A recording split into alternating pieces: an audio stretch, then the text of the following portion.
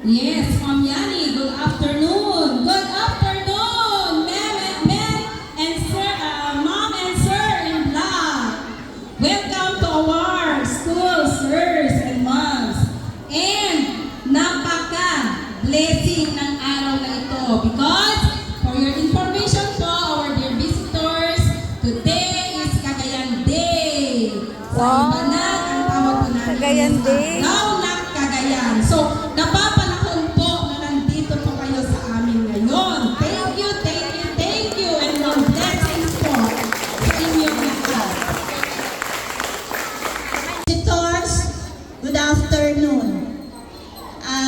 Sa ngalan ng Barangay Irikan, masaya po kami dahil meron ganitong magaganap.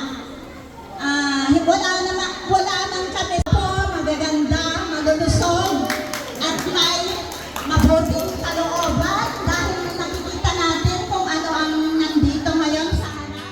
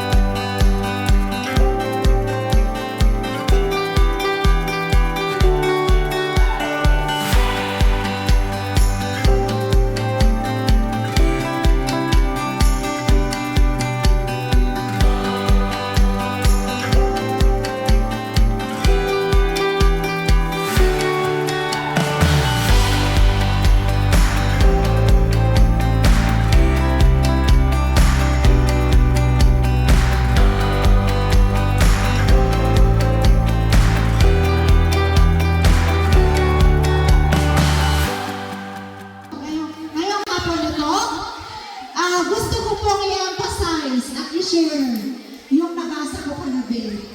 Sabi sa nabasa ko, ang taong matulungin, sasagana ang pamumuhay. At ang marunong tumulong, at tiyak na tutulungan. O diba? Malaging pungangag sa DJ eITserve. Nung dito pa siya noon. Sabi niya, pag yung kamay mo daw naka-open, mas maraming blessings ang darating. Kasi yung ibibigay ni Lord, masasalo mo siya. Pero kapag yung kamay mo na-close lang, ibig sabihin madamot ka, hindi ka nag-share. So, pag magbibigay si Lord ng blessings, eh hindi mo siya masasalo. So, yun po yung essence ng pagbibigayan. So, we're very much lucky because we have Santa Claus today. So, malayo ka ang Christmas, di po ba? Malayo ka ang Christmas, ngunit Pasko na dito sa Irigan Elementary School. Palakpakan naman natin! Okay, thank you so much sa aming very generous stakeholders, especially to the eITserve Networks Philippines Corporation sa pagbibigay ng kanilang blessings sa aming pamilya. Next step na babalik ako dito para gawin ko sa inyo. So, yung isang ano ng company namin is to sa IT kami, ang number one na gusto namin tulungan is yung mga estudyante. Not estudyante ng mga bata kasi doon naman nagsimula. So, this is our second outreach na po.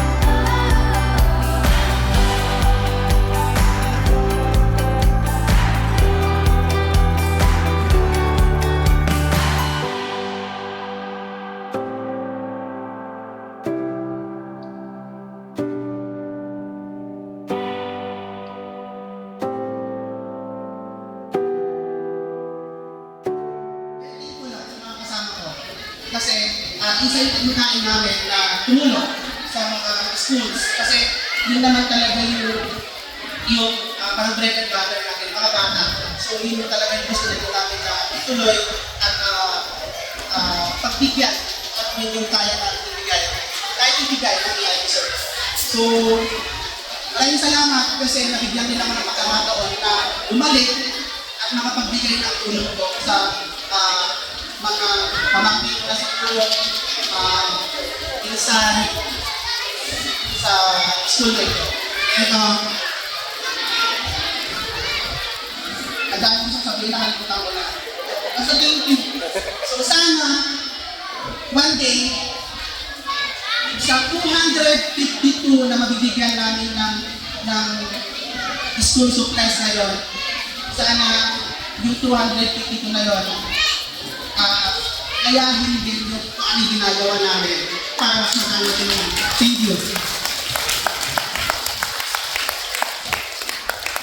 Thank you very much, sir. For sure, sir, na hindi nila yan malilimutan. Lalo-lalo na po yung mga graduating class natin ngayon.